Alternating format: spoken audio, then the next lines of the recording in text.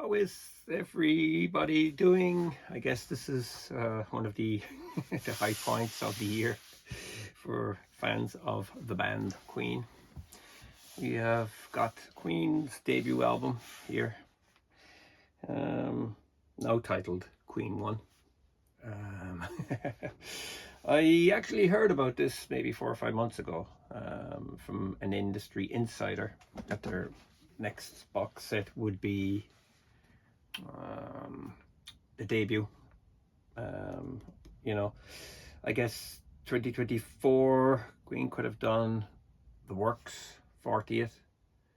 They could have also have done Queen 2 50th, but instead we get the debut from 1973 in a box, deluxe edition, and the album has been renamed, remastered and remixed from the original masters as far as I know, and built from the ground up. Yeah, that's what they do these days. There was a bit of controversy on the internet, especially when the Night Comes Down was released over a month ago. People were speculating and hearing quite clearly pitch correction on Freddie Mercury's vocal, which is sacrilege to some people. All right, so these boxes are getting expensive, and they're getting becoming a habit from the industry. Remixing. Are they rewriting history? Yeah. It says here on the rare leaflet that you get on the back, not just a remaster. This is a brand new 2024 rebuild of the entire Queen debut album, which, with the benefit of hindsight, we have retitled Queen 1. Some people say that they had already thought of doing that back in 73. I'm not 100% sure if that's true or not. I guess the marketing machine needs some myths and hype. Why would they call it Queen 1 back then? Led Zeppelin didn't call their album Led Zeppelin 1, which is a fine, very, very fine debut, by the way. Yeah, we won't go too much into that. The song Mad the Swine, absent from the 1973 release, has been reinstated to its original place in the running order. Queen 1 is the debut album we always dreamed of bringing to you. Right, okay. Yeah, Mad the Swine, that came out, I think, as a B-side to a single from Innuendo in 1991. I think the drums were re-recorded on that particular version. This collector's edition also includes brand new 2024 mixes of the 5 D Lane Lay or Leah demos, 12 completely different previously unreleased Queen 1 session recordings. Queen 1 backing tracks if you want to do a little bit of karaoke. All 11 performances of songs from the Queen album recorded during the 4 different BBC radio sessions in 1973-74, and 13 live versions of songs from the Queen album, including previously unreleased extremely early performances, plus improvisations and 2 songs from the early repertoire, which were never realized as studio recordings. Okay, I've listened to the 2024 mix of the album itself. It was a bit of a shock. First thing that struck me is that it's meticulous. You can hear absolutely everything. There is no muddiness in the mix whatsoever. I listened to it with headphones. I haven't listened to the vinyl yet.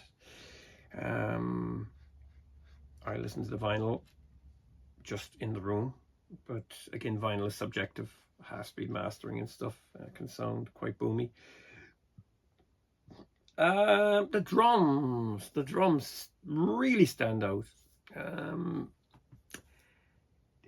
Sometimes they sound as if they were re-recorded, but actually, of the original mix, May said, I'm reading this now from the internet, I remember saying to Roy Thomas Baker, this isn't really the sound we want, and he said, don't worry, we can fix it all in the mix. And I think we all knew it ain't going to happen. But May has said that this is not just a remaster, this is a brand new 2024 rebuild of the entire Queen debut album, which, with the benefit of hindsight, we have retitled Queen 1. It says all the performances are exactly as they originally appear in 1973, but every instrument has been revisited to produce the live ambient sounds we would have liked to use originally. Yeah, so it's Queen as it would have sounded with today's knowledge and technology. First, Queen 1 is the debut album we always dreamed of bringing you. Right, so in this we have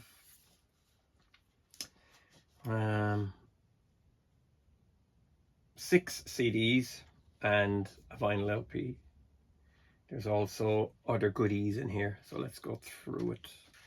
The vinyl is in just a regular sleeve, but they've redone the artwork, and now it is gold foil embossing, I guess, or yeah, stamped. Anyway, you can feel it. It's lovely, but you know, I think that the original, I'm not sure, this is from the 70s, still sharper, you know. I like the old EMI down here, still sharper. You know, that's more defined. It's very, very blurred here, you know, it's kind of diffused. Yeah, I think this is richer, it looks better. You can decide yourself. In the back, yeah, it's sharpened it up a good bit. Yeah, it's not bad, you know, when I compare it. Yeah. Yeah, so now obviously we have a new track listing. Great King Rat has been added, or sorry, Mad the Swine has been added, and that is track 4 now. So there you go. Inside we have the lyrics on the inner, like this. There's no special plastic sleeve inside there or anything like that. You get this one separate, like the 2015 Queen vinyl Half-Speed Masters. This one was again cut by Miles Sherwell. And here you can see the label is custom now, you know. It used to be the EMI red and salmon color. But yeah, I like the old EMI label, you know. I like it, you know what I mean. I suppose, you know, we're never happy. But this is you know, unique to this. So just check this 1 second. Make sure it's still recording. I don't want to be talking to myself. So yeah, that's the vinyl. Gatefold would have been cool, but again, what they, you know, I suppose they could have stuffed it with photographs. I'm not sure. Anyway, next up is the CDs. Okay, I thought the compact discs would have looked a bit better there, you know. But I like this, again, the gold theme going through it, and there you go. There are your CDs. Let's go through them. We have the album, Queen 1 2024 mix, and this one has a new disc, I guess.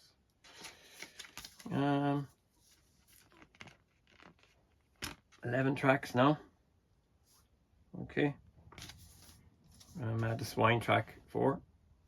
I listened to it. Yeah, Keep Yourself Alive was, you know, the guitars, the separation, the vocals, and all that stuff were great.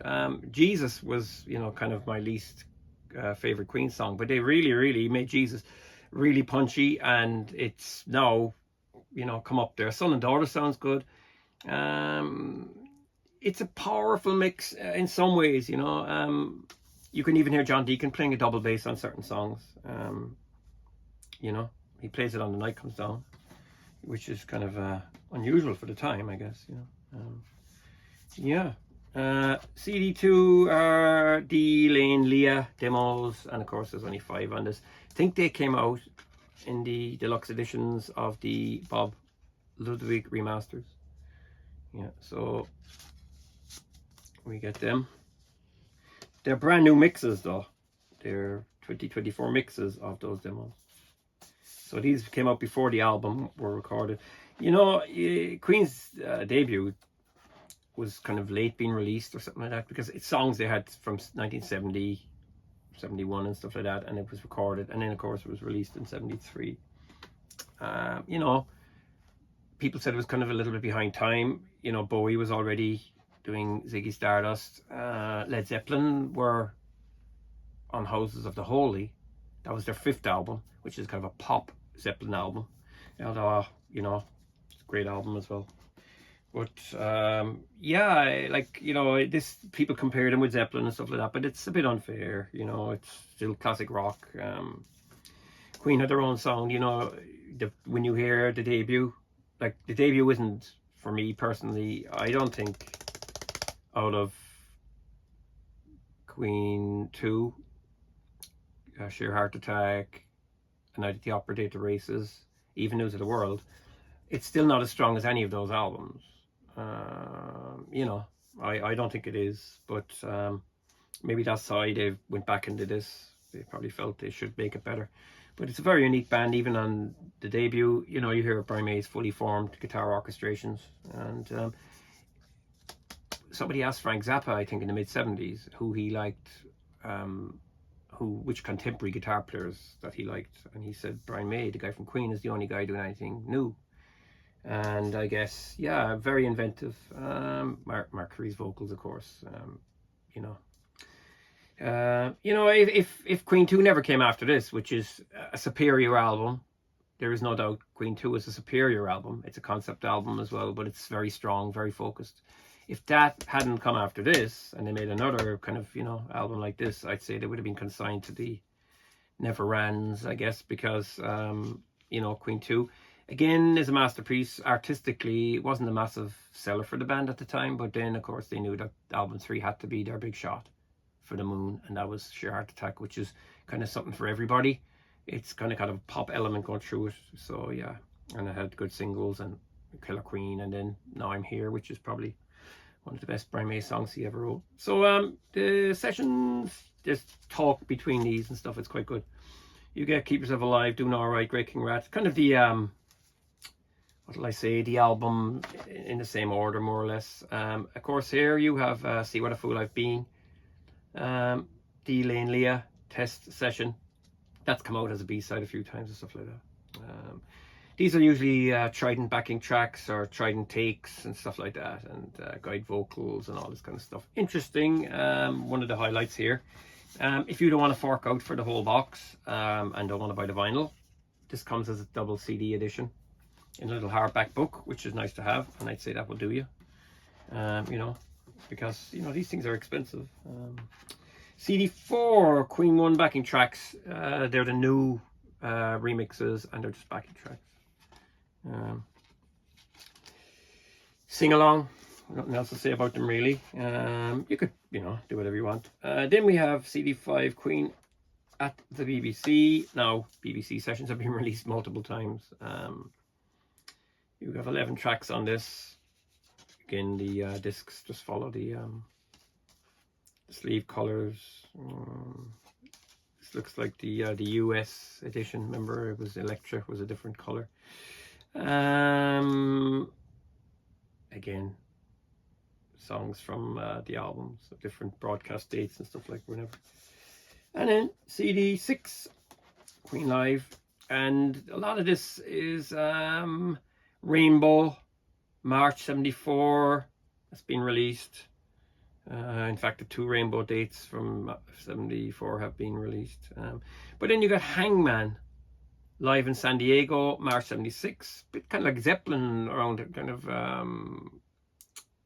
physical graffiti era, kind of not as, you know, it's kind of a little bit more good solo by me and stuff, but the quality of this isn't great. Like, you know, it sounds almost like mono and stuff like that. Then you have Jesus live at Imperial College, August 1970, and then I'm a Man live at Imperial College. These sound pretty, you know, they're lo-fi. Yeah, you don't need them, you know, they're not essential. Next we have just some photos on stiff card like this. There we go. And I stuck the label, the sticker that was on the shrink on this, so I can never lose it. You know, you don't want to be losing these things. Yeah, I very nearly didn't buy this box. You know, I ordered it and I just got it today. I just collected it. I was kind of thinking remixing it. You know, I was thinking, well, I just buy the CD and whatever. But you know what? You know, if you don't buy the boxes, problem is in 6 months' time, they're kind of gone, and then you're looking for them, they're more expensive. And there's the poster, you know, and then, you know, then you're paying a fortune to get them and get them. Postage is all, you know, crazy and stuff like that. And then we're left with the book, which kind of sticks to the bottom of the box, kind of. Oh yeah, one thing as well, I'm kind of happy they did, and they didn't do it for News of the World, and they didn't do it for Live at the Rainbow box sets, and neither did they do it for the is it Queen Love Songs. They never put the title on the spine. They did this time, thankfully. You know, a big blank box on the shelf looks a bit ridiculous, you know what I mean? But anyway, the booklet. The booklet. This looks fantastic, you know what I mean? It really does. It's beautifully embossed, and I like the kind of fake cloth style. I have seen the future of pop music, and it's a band called Queen. Jack Holzman, Elektra Records, 1972. Well, you know, he was right. This just has lots and lots of live shots and stuff like that, and kind of hard to show it here. Posters, and they look great. You know, I'm not going to go into this in too much detail. The sketch for the album cover here, the way it should look. Yeah, videotape, singles, marquee posters, you know. So there you go, you know, that's what you're getting. And then of course you've got the credits for everything, and that's it all here. So executive producers Brian May and Roger Taylor. They are Queen Productions, I guess. Queen Management, Jim Beach and Matilda Beach. And content supervised by Chris Fredrickson, Justin Shirley Smith and Greg Brooks. He is Queen's archivist. So the CD1 and LP Queen 2024 mix, executive producers May and Taylor, and then mix produced by Justin Shirley Smith, Josh McCrae, and again, like I said, it's cut. The vinyl is cut by the guy Miles Shoel at Abbey Road, half speed, and then that's it really. These recordings have been remastered to ensure the highest possible sound quality. However, some tracks included in their historic significance do not represent the usual fidelity of professional live recording. You don't say, yeah. So there you go. Now here, funny enough, live in San Diego, March 76, and live at Imperial College, August 1970. It says live mix and recording by John Harris. Bass guitar at Imperial College, Barry Mitchell. He was their bass player before John Deacon. But you know, Deacon is the the bass master. He is fantastic. I think understated bass player who's got fantastic dexterity, and you know, he's very inventive, you know. So that's it really. You know, you'll have to go and see for yourself what you think. You have to see what you think. These things, like I said, they're not cheap, but fans will definitely want them. And yeah, so I enjoyed it, you know. You know, the original, to me, still though, you know, I remember I bought Queen, the first album. I'm not going to call it Queen 1 because it wasn't back then. I bought that the same day as Queen 2 on cassette, and you know, Queen 2 was vastly, you know, it's a better album, you know what I mean. It's, you know, Father of the Sun, White Queen, that is amazing, and you know, it's a great album. And but you know, this is the debut. At least it's in the can, and I suppose, like, yeah, you can expect more box sets. I reckon Queen 2 will be next, but then again, next year is the 50th, or what am I saying, 50th? Yeah, anniversary of A Night at the Opera. So that may put a cog, or a spanner in the works, pardon the pun. So there you go, that's it. I hope you enjoyed this video. If you do, subscribe please, and you know, support my channel, so I can go and buy more box sets. And anyway, thanks for watching, and take care.